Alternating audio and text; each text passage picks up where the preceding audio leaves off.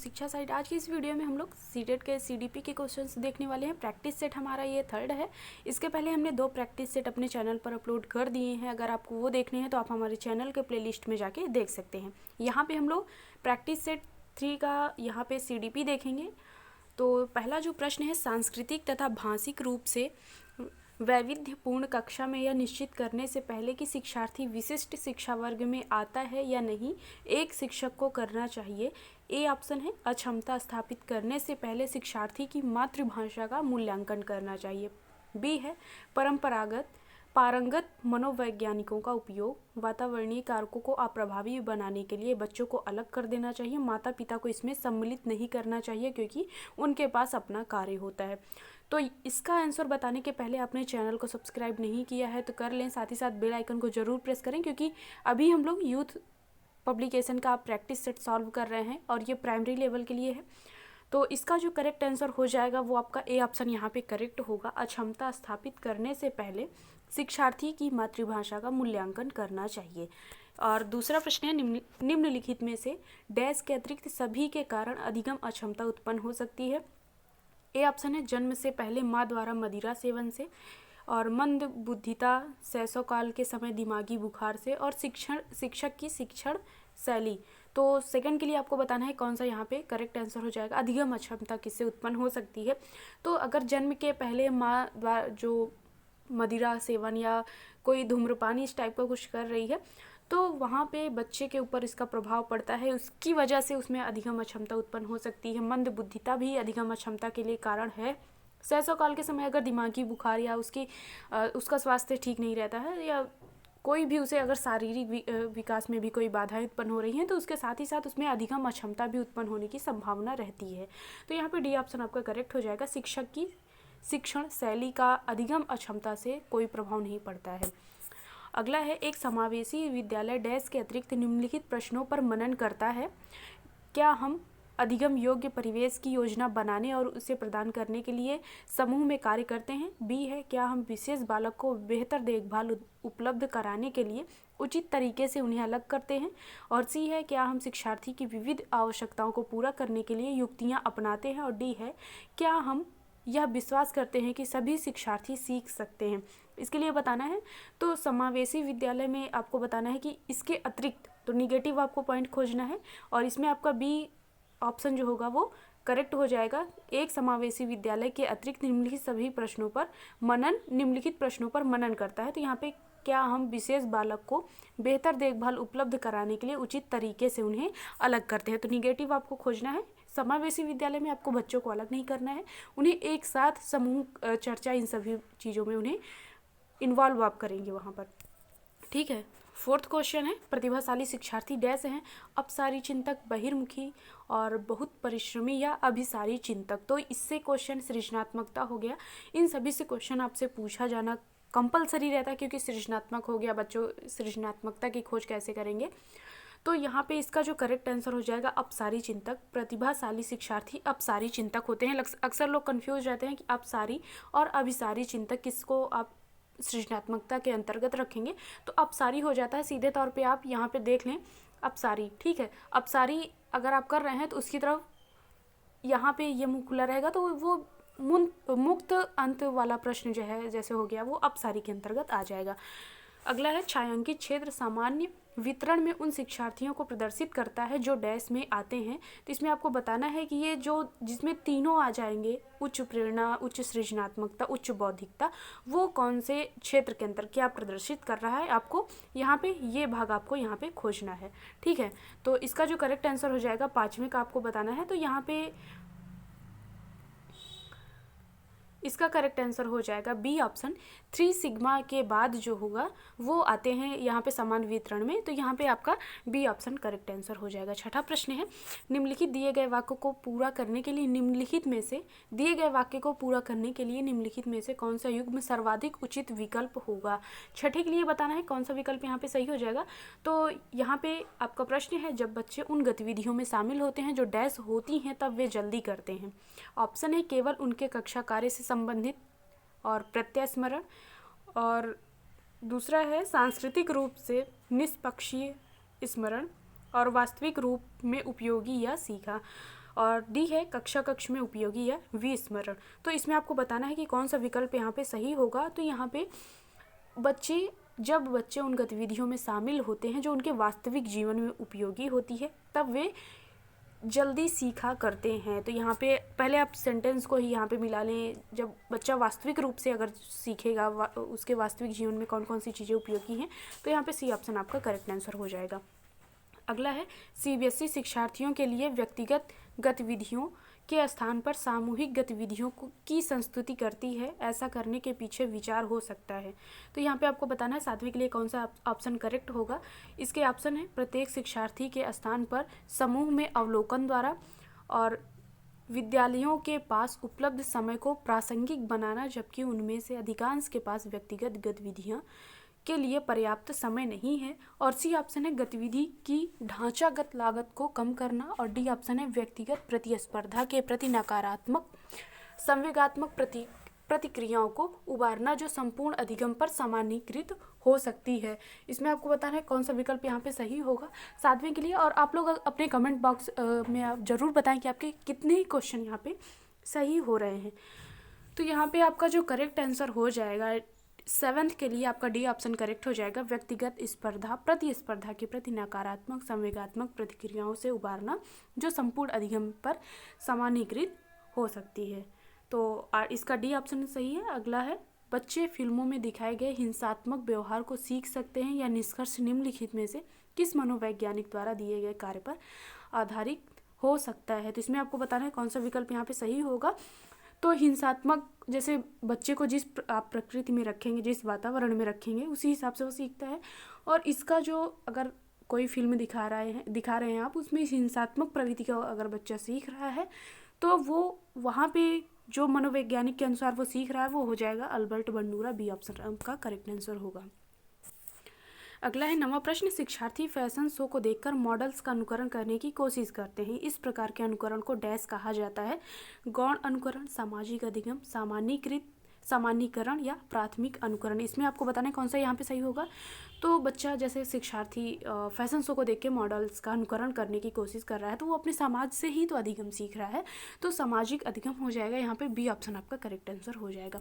अगला प्रश्न है, यदि शिक्षार्थी पाठ के दौरान लगातार गलतियाँ करते हैं तो शिक्षक को पाठ के कुछ समय के लिए छोड़ देना चाहिए और कुछ समय के बाद वापस आ जाना चाहिए। और गलतियाँ करने वाले शिक्षार्थी की पहचान करनी चाहिए और उनके बारे में प्राचार्य से बात करनी चाहिए। गलतियाँ करने वाले शिक्षार्थियों को कक्ष से बाहर खड़ा कर देना चाहिए। अनुदेशन कार्य, समय सारणी अथवा बैठने की व्यवस्था में परिवर्तन करना चाहिए। तो यहाँ पे डी ऑप्शन आपका करेक्ट है। अनुदेशन कार्य, समय सारणी और बैठने की व्यवस्था में आप परिवर्तन कर देंगे। जैसे वो पीछे की सीट पे बैठ रहा है तो आप उसे आगे बैठा देंगे, तो जिससे आपका ध्यान उस पर केंद्रित रहे, वो कोई भी गलतियाँ आप उसे टोक सकते हैं। तो यहाँ पे डी ऑप्शन आपका करेक्ट आंसर हो जाएगा। 11वां है, डैश के अतिरिक्त निम्नलिखित कुछ तरीके हैं जो परीक्षा के कारण होने वाली चिंता को दूर कर सकते हैं। परिणाम के बारे में बहुत अधिक सोचना, समर्थन प्राप्त करना, विशिष्टताओं पर बल देना या प्रश्न पत्र की संरचना पैटर्न से परिचित कराना। तो यहाँ पे आपको बताना है इसके लिए कौन सा करेक्ट आंसर हो जाएगा। तो यहाँ पे ए ऑप्शन आपका करेक्ट है। परिणामों के बारे में बहुत अधिक सोचना के अतिरिक्त निम्नलिखित कुछ तकनीकें हैं जो परीक्षा के कारण होने वाली चिंताओं को दूर कर सकती हैं। समर्थन प्राप्त करना, विशिष्टताओं पर बल देना, ये भी आपका सही है। और प्रश्न पत्र की संरचना या पैटर्न से परिचित कराना। तो बी सी डी तीनों सही हैं। यहाँ पे ए ऑप्शन आपका इस प्रश्न के लिए सही आंसर होगा। अगला है, ब्लूम की टैक्सोनॉमी डैश की पदानुक्रमिक व्यवस्था है पाठ्यचर्या संबंधित घोषणाओं की, पठन कौशल की, संज्ञानात्मक उद्देश्यों की या उपलब्धि लक्ष्यों की। और ब्लूम टैक्सोनॉमी से एक क्वेश्चन आपके पेपर में आना कन्फर्म है। तो यहाँ पे 12वीं के लिए आपको बताना है कौन सा यहाँ पे सही हो जाएगा। तो संज्ञानात्मक उद्देश्य जो है, ब्लूम की टैक्सोनॉमी संज्ञानात्मक उद्देश्य की पदानुक्रमिक व्यवस्था है। सी ऑप्शन आपका करेक्ट आंसर हो जाएगा। अगला है 13वां प्रश्न, आ ब स 3 शिक्षार्थी हैं जो अंग्रेजी पढ़ते हैं। आ को एक विषय रोचक लगता है, वह सोचता है कि वह उसके भविष्य में सहायक होगा। बी अंग्रेजी इसलिए पढ़ती है क्योंकि वह कक्षा में पहला स्थान प्राप्त करना चाहती है। सा अंग्रेजी विषय इसलिए पढ़ना चाहता है क्योंकि उसका प्राथमिक सरोकार उत्तीर्ण होने वाले ग्रेड्स प्राप्त करना है। आ ब स के उद्देश्य क्रमशः हैं। तो जो जिन्हें रोचक लगता है वो आंतरिक रूप से अभिप्रेरित बच्चे होंगे। और इसमें आपका जो करेक्ट आंसर हो जाएगा वो आपका डी है, निपुणता, निष्पादन और निष्पादन उपेक्षा। तो यहाँ पे आपका डी ऑप्शन करेक्ट आंसर हो जाएगा। अगला है 14वां प्रश्न। हालांकि यह स्पष्ट रूप से उनकी सुरक्षा आवश्यकताओं के उल्लंघन में था, कैप्टन विक्रम बत्रा अपने देश को बचाने के दौरान कारगिल युद्ध में मारे गए, संभवतः उन्हें डैश था। तो सबसे पहले कोहलबर्ग, आप अच्छे से इसे रिवाइज कर लेंगे। इसे एक लिस्ट में पूरा इसके जो 6 उप अवस्थाएँ हैं, 3 अवस्थाएँ हैं, 3 अवस्थाएँ हैं और उसकी 6 2 सभी की उप अवस्थाएँ हैं।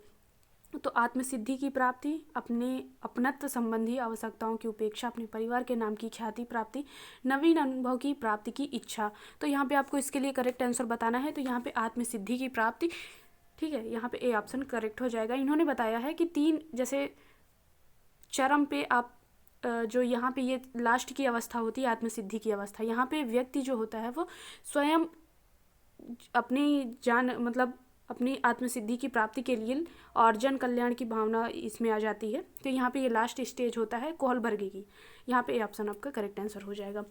प्रतिक्रिया का विलोप होना निम्नलिखित में से किसके बाद अधिक कठिन है? निरंतर पुनर्वलन, दंड, मौखिक भर्त्सना और आंशिक पुनर्वलन। तो यहाँ पे आपको बताना है इसके लिए करेक्ट आंसर क्या हो जाएगा। तो यहाँ पे आंशिक पुनर्वलन, प्रतिक्रिया का विलोप होना निम्नलिखित में से किसके बाद अधिक कठिन होता है? तो आंशिक रूप से पुनर्वलन होता है। डी ऑप्शन आपका करेक्ट आंसर हो जाएगा, क्योंकि अगर आप कोई कार्य कर रहे हैं, अगर वो आप भूल रहे हैं, तो वहाँ पे आप पुनर्वलन की आपकी आंशिक रूप से पुनर्वलन हो जाएगा। 16वां है, डैश के द्वारा निपुणता अभिविन्यास को प्रोत्साहित किया जा सकता है। शिक्षार्थी की सफलता की परस्पर तुलना करने, गृह कार्य के रूप में बहुत अधिक अभ्यास सामग्री देकर, अनपेक्षित परीक्षा लेकर, शिक्षार्थियों के व्यक्तिगत प्रयासों पर ध्यान केंद्रित करने। तो इसका जो करेक्ट आंसर आपका होगा वो यहाँ पर डी होगा, पर शिक्षार्थी के व्यक्तिगत प्रयासों पर ध्यान केंद्रित करने के द्वारा निपुणता अभिविन्यास को प्रोत्साहित किया जा सकता है। यहाँ पर डी ऑप्शन आपका करेक्ट है। अगला प्रश्न है, निम्नलिखित में से किसका मिलान उचित है? संज्ञानात्मक विकास परिपक्वता से है, वातावरण से है, परिपक्वता या वातावरण, इन सभी में आपको उचित मिलान करना है, कौन सा यहाँ पे सही है। तो इसमें आपका करेक्ट आंसर जो होगा वो आपका सामाजिक विकास जो होता है वो वातावरण में होगा। संज्ञानात्मक विकास में दोनों आवश्यक है, वातावरण और आनुवंशिकता। और संज्ञानात्मक में वातावरण और आनुवंशिकता, सामाजिक विकास के लिए यहाँ पे वातावरण, बी ऑप्शन आपका करेक्ट आंसर हो जाएगा। संवेगात्मक विकास के लिए परिपक्वता ही नहीं होती है और शारीरिक विकास सिर्फ वातावरण में नहीं होगा, इसमें आनुवंशिकता का भी प्रभाव पड़ता है। तो बी ऑप्शन आपका करेक्ट आंसर होगा इस प्रश्न के लिए। 17वें के लिए आपका बी ऑप्शन करेक्ट है। अगला है, डैश के अतिरिक्त निम्नलिखित सभी तथ्य संकेत करते हैं कि बच्चा कक्षा में संवेगात्मक और सामाजिक रूप से समायोजित है। इसमें आपको बताना है कौन सा विकल्प यहाँ पे सही है। और इसका जो आपका करेक्ट आंसर हो जाएगा वो आपका होगा चुनौतीपूर्ण कार्य पर ध्यान केंद्रित करना और उन्हें दृढ़तापूर्वक करते रहना। बी है क्रोध तथा हर्ष दोनों को प्रभावी रूप से प्रबंधित करना। और सी है हम उम्र साथियों के साथ प्रतियोगिता पर दृढ़तापूर्वक ध्यान केंद्रित करना। तो यहाँ पे आपका सी ऑप्शन करेक्ट होगा। अगला प्रश्न है,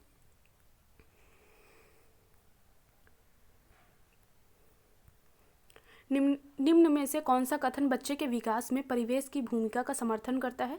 इसमें आपको बताना है कौन सा विकल्प यहाँ पे सही होगा। तो यहाँ पे ए ऑप्शन आपका करेक्ट है। पिछली कुछ दशाब्दियों में बुद्धि लब्धांक परीक्षा शिक्षार्थियों के औसत प्रदर्शन में लगातार वृद्धि हुई है।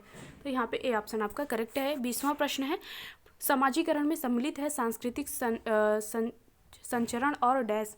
तो व्यक्तिगत विकास, बच्चों के लेबलों में समायोजित करना, संवेगात्मक समर्थन उपलब्ध कराना, विद्रोहियों को निरुत्साहित करना। तो इसमें आपका जो करेक्ट आंसर होगा वो आपका हो जाएगा ए, व्यक्तिगत विकास जो होता है वो सांस्कृतिक संरक्षण और समाजीकरण में सम्मिलित है। तो यहाँ पे ए ऑप्शन आपका करेक्ट आंसर हो जाएगा।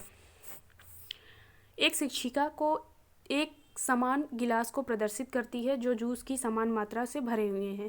वह उन्हें 2 भिन्न गिलासों में खाली करती है जिनमें से एक लंबा है और दूसरा चौड़ा है। वह बच्चों को उस गिलास की पहचान करने के लिए कहती है जिसमें जूस ज़्यादा है। तो बच्चे प्रत्युत्तर देते हैं कि लंबे गिलास में जूस ज़्यादा है और शिक्षिका के डैश बच्चों को कठिनाई है अहम केंद्रिता में, विकेंद्रीकरण में, पलटावी में और समायोजन में। तो इसमें आपका जो करेक्ट आंसर हो जाएगा वो पलटावी, ठीक है, क्योंकि बच्चे ये कंफर्म नहीं कर पा रहे हैं कि दोनों का जो गिलास की साइज है वो दोनों बराबर है। तो यहाँ पे सी ऑप्शन आपका करेक्ट आंसर हो जाएगा। तो अहम केंद्रिता जो होगा वो बाल्यावस्था और शैशवावस्था में होता है। यहाँ पे आपके इस क्वेश्चन के लिए सी ऑप्शन करेक्ट हो जाएगा। अगला प्रश्न है, करनैल सिंह कानूनी कार्यवाही तथा खर्चे के बावजूद आयकर नहीं देते हैं। सोचते हैं कि वे एक भ्रष्ट सरकार को समर्थन नहीं दे सकते हैं जो अनावश्यक बांधों के निर्माण पर लाखों रुपए खर्च करती है। वे संभवतः कोहलबर्ग के नैतिक विकास की किस अवस्था में है? पश्च परंपरागत, परापरंपरागत, पूर्व परंपरागत या परंपरागत? तो कोहलबर्ग की 3 अवस्थाएं हैं, पूर्व परंपरागत, परंपरागत और मध्य परंपरागत, पश्चिम परंपरागत या उत्तर परंपरागत। तो यहाँ पे तीनों अवस्थाओं में आपको बताना है कि ये जो करनैल सिंह है वो कौन सी अवस्था में आएंगे।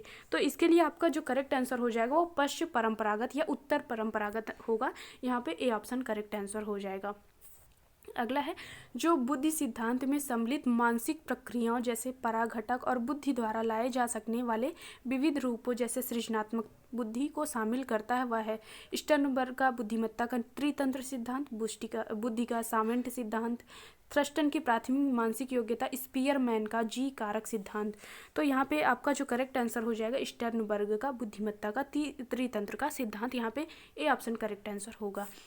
अगला है, निम्नलिखित में से कौन सी बहुबुद्धि सिद्धांत की आलोचना है? बहुबुद्धि शिक्षार्थियों को अपने रुझान को खोजने में मदद करती है। और पहले आप अंडरलाइन जरूर कर लें कि आपसे पूछा क्या गया है, यहाँ पे आलोचना पूछी जा रही है। और बी ऑप्शन है, या व्यवहारिक बुद्धि पर आवश्यकता से अधिक बल देती है, आनुभाविक साक्ष्यों को बिल्कुल भी समर्थन नहीं दे सकता है। बहुबुद्धि केवल प्रतिभाएं हैं जो पूर्ण रूप में बुद्धि में विद्यमान रहती हैं। तो इसमें आपको करेक्ट आंसर बताना है। तो बहुबुद्धि केवल प्रतिभाएं हैं जो पूर्ण रूप से बुद्धि में विद्यमान रहती हैं। डी ऑप्शन आपका करेक्ट आंसर हो जाएगा। अगला प्रश्न है, यह हमारा 25वां प्रश्न है, निम्नलिखित में से कौन से युग्म में सही होने की संभावना सबसे कम है? भाषा और विचार प्रारंभ के 2 विभिन्न गतिविधियां हैं। और बी है, भाषा विचार पर आधारित है, पियाजे के अनुसार है। और भाषा वातावरण में एक उद्दीपक है, BF स्किनर। बच्चे भाषा के बारे में निश्चित ज्ञान के साथ प्रवेश करते हैं, चॉम्स्की। तो इसमें आपको बताना है सबसे कम होने की संभावना कौन सी है। तो इसमें हम लोग नीचे के विकल्प से देखते हैं इसके लिए कौन सा सही है। तो यहाँ पे आपका बच्चे भाषा के बारे में निश्चित ज्ञान के साथ प्रवेश करते हैं, ये चॉम्स्की का कथन है, ये बिल्कुल सही है। भाषा वातावरण में एक उद्दीपक है। तो आपका यहाँ पे सी ऑप्शन ही गलत हो जाएगा। भाषा विचार पर आधारित होती है, पियाजे का कथन है। और यही वाइगोत्स्की और पियाजे में अंतर भी है। पियाजे का मानना है कि विचार पहले बच्चों में उत्पन्न होता है, उसके बाद उनमें भाषा का विकास होता है। और वाइगोत्स्की ये बोलते हैं कि भाषा का विकास जो होता है वो विचारों के द्वारा ही होता है। तो यहाँ पे ए ऑप्शन आपका सही है, बी भी सही है और डी भी सही है। तो इस प्रश्न के लिए आपका सी ऑप्शन करेक्ट हो जाएगा। ठीक है, अगला प्रश्न है, सामाजिक भूमिकाओं के कारण ना कि जीव वैज्ञानिक संपत्ति के कारण सौंपी गई विशिष्टताएं डैश कहलाती हैं? जेंडर भूमिका दबाव, जेंडर भूमिका रूढ़िबद्धता, जेंडर भूमिका नैदानिकी और जेंडर भूमिका अभिवृत्ति। तो इसका जो आपका करेक्ट आंसर होगा वो आपका बी आंसर हो जाएगा, जेंडर भूमिका रूढ़िबद्धता। यहाँ पे इस जेंडर से आपके क्वेश्चन पूछे जाने अनिवार्य होते हैं। तो यहाँ पे बी ऑप्शन आपका करेक्ट आंसर होगा। तो यहाँ पे हमने 26 क्वेश्चन देखा है। अगर आपको ये सभी प्रश्नों का संकलन पसंद है प्लीज़ वीडियो को ज़रूर लाइक करें। अगर आपके दोस्तों के लिए किसी के लिए हेल्प कर सकता है ये वीडियो तो आप लोग इसे ज़रूर शेयर करें।